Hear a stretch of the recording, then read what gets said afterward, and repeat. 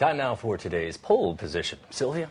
Well, as we heard on yesterday's show, following U.S. President Barack Obama's decision to put numbers on the table for his country's emission cuts, China has set its first target aimed at curbing greenhouse gases. The government plans to reduce its carbon intensity, or the amount of carbon dioxide emissions per unit for GDP, by between 40 and 45% by 2020, compared with 2005 levels. Chinese Premier Wen Jiabao will present the goal in person at the International Climate Talks in Copenhagen next month.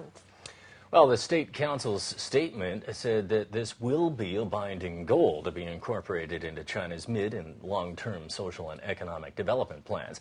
It comes on the heels of Chinese President Hu Jintao's promise back in September that the consumption of non-fossil fuel power would account for 15% of China's primary energy consumption by 2020.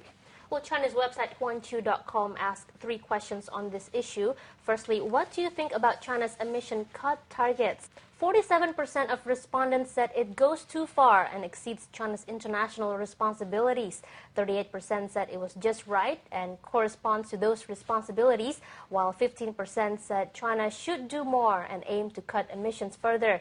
Next, they asked for people's views on the emission targets proposed by Western countries. A sizable 74% said the West's proposed figures were not enough. Just 16% said they were acceptable, and 10% have other things to worry about.